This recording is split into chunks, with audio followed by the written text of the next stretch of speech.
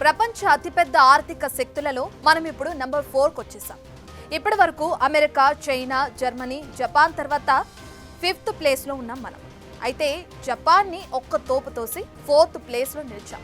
దీనంతటికీ కారణాలేంటి? ఆ డీటెయిల్స్ ఎలాంటివి? మనకంతటి శక్తియుక్తులు ఎలా వచ్చాయి చూద్దాం. మనం 4వ స్థానానికి వచ్చినట్లు ప్రకటించిందెవరు? మనకి జపాన్కి తేడా ఎంత? మనం మన స్థానాన్ని నిలబెట్టుకోవడంతో పాటు ముందుకెళ్లే దారేది? ఏ దేశాలు మనకంటే ఆర్థికంగా శక్తివంతమైన దేశాలు? మన దేశం శక్తి సామర్థ్యాలు ఏ పాటివి? Have a look.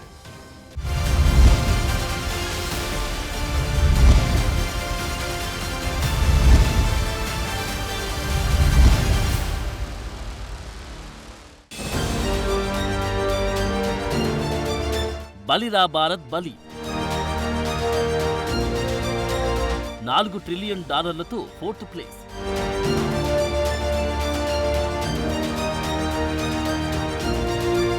మన ముందున్న ఆర్థిక వ్యవస్థలు యుఎస్, చైనా, జర్మనీ మాత్రమే.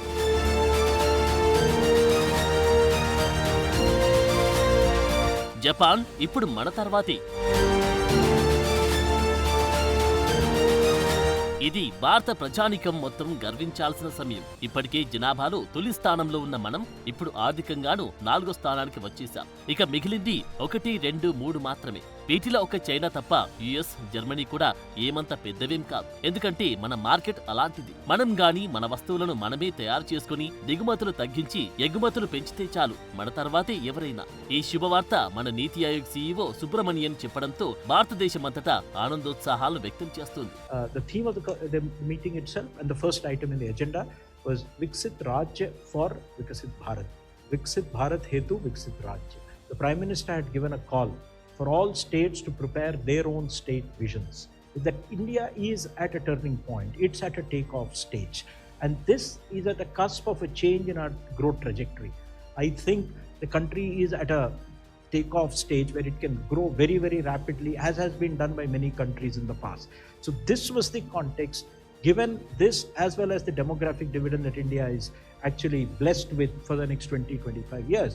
నీతి ఆయోగ్ 10వ గవర్నింగ్ కౌన్సిల్ సమావేశం తర్వాత ఏర్పాటు చేసిన విలేకరుల సమావేశంలో ఈ మేరకు కీలక వ్యాఖ్యలు చేశారు సుబ్రమణ్యం. భారతీయుల నోట్లు చక్కెర పూశారు. ఇకపై మన 4th best economically powerful country in the world అంటూ ఆయన చెప్పిన ఈ సమాచారంతో భారతీయులు ఎంతో సంతోషించారు. ఈ విషయం ప్రపంచానికి తెలియజేసింది మన దేశీయ సంస్థలు కావు. IMF, అంతర్జాతీయ ద్రవ్యనిధి సంస్థ విడుదల చేసిన సమాచారం ఇది. This is already visible in the growth of India. We are the 4th largest economy as I speak. We are a $4 trillion economy as I speak. And this is not my data, this is IMF data. India today is larger than Japan. So it's only the United States, China and Germany which are larger. And if we stick to what is being planned, what is being thought through, it's a matter of another 2.5 to 3 years, we would become the 3rd largest economy. వచ్చే 5 ఏళ్లలో అభివృద్ధి చెందిన దేశంగా భారత్ అవతరించడంలో కీలక పాత్ర రాష్ట్రాలదే అంటారు ప్రధాని మోడీ. పారిశ్రామికాభివృద్ధి, సేవలు, వ్యవసాయం, ప్రజల ఆర్థికాభివృద్ధి వంటివన్నీ రాష్ట్రాల్లోనే జరగాలన్నది ప్రధాని తరచుగా చెప్పే మాట. ఇందుకు రాష్ట్రాలకంటూ ఒక స్పెషల్ విజన్ ఉండాలి. లేకుంటే ఒంటెద్దు బండి లాగినట్టే ఉంటుందంటారు మోడీ. జోడెడ్లతో బండి సజావుగా సాగాలంటే కేంద్ర రాష్ట్ర ప్రభుత్వాలు కలిసి సాగాలన్నది మోడీ కామెంట్.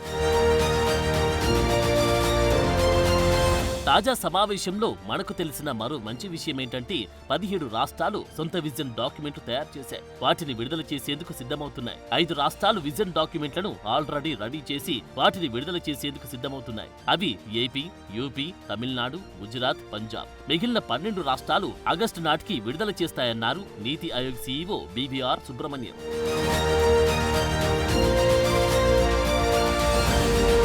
మరోవైపు కేంద్ర మంత్రి జితేంద్ర సింగ్ ఇదే విషయాన్ని ఎక్స్ వేదికగా పోస్ట్ చేశారు. వికసిత్ భారత్ వైపు ఇది అతిపెద్ద ముందడుగని ఆయన అన్నారు. దీన్ని సాకారం చేసింది మాత్రం ప్రధాని నరేంద్ర మోదీ. ఎందుకు మోడీకి దేశం తరపున కృతజ్ఞతలు చెప్పారు జితేంద్ర సింగ్. కొన్నేళ్లలోనే భారత్ 3వ ఆర్థిక వ్యవస్థగా నిలుస్తుందని ఆశాభావం వ్యక్తం చేశారు. 2010లో అతిపెద్ద ఆర్థిక వ్యవస్థల లిస్టులో భారత్ది 10వ స్థానం. 2019 వచ్చేసరికి బ్రిటన్ ని వెనక్కి నెట్టి 5వ అతిపెద్ద ఆర్థిక శక్తిగా ఎదిగారు. 6 ఏళ్లలోనే 4వ స్థానానికి వచ్చేశాం.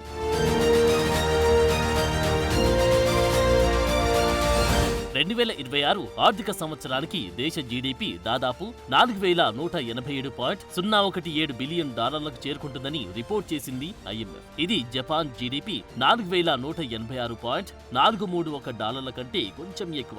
వచ్చే రెండేళ్లలో భారత్ వేగంగా అభివృద్ధి చెందుతున్న ప్రధాన ఆర్థిక వ్యవస్థగా అవతరిస్తుందని అంచనా వేస్తుంది అంతర్జాతీయ ద్రవ్యనిధి సంస్థ. టోటల్ గా 2025లో ప్రపంచ ఆర్థిక వృద్ధి రేటు 2.8%, 2026లో 3%గా ఉంటుందని అంచనా కడుతుంది ఐఎంఎఫ్.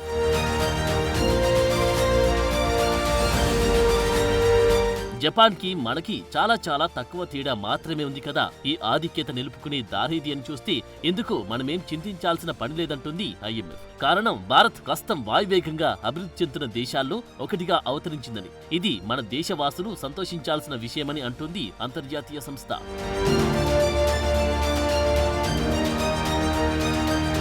2047 నాటికి భారత్ను అభివృద్ధి చెందిన దేశంగా మార్చేందుకు అన్ని రాష్ట్రాలు, కేంద్రపాలిత ప్రాంతాలు కలిసి పనిచేయాలని పిలుపునిచ్చారు మోడీ. ఈ సమావేశాలకు 24 రాష్ట్రాలు, 7 కేంద్రపాలిత ప్రాంతాలకు చెందిన ముఖ్యమంత్రులు, లెఫ్టినెంట్ గవర్నర్లు హాజరయ్యారు.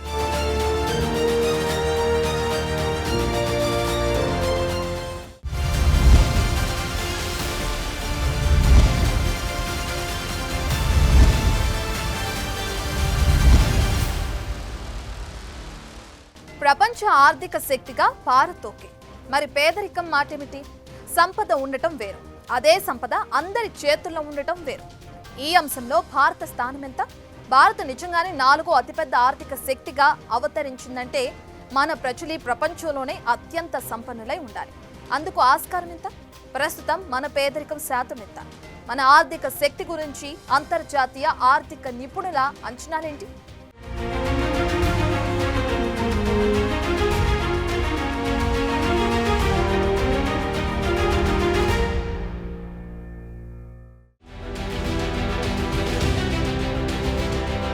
పేద ధనిక తేడాలో కూడా అసలు నకలుంటాయి. ఉదాహరణకు పాకిస్తాన్ నిజమైన పేద దేశం.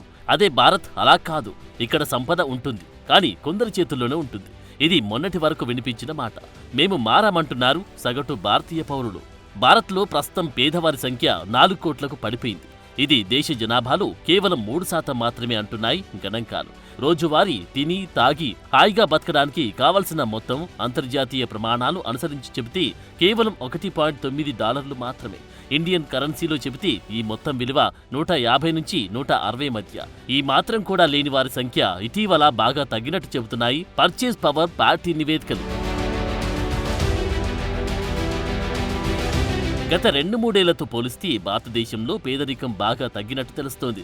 2022తో పోలిస్తే 2023లో కాస్త తగ్గగా 2024లో మరింత తగ్గింది.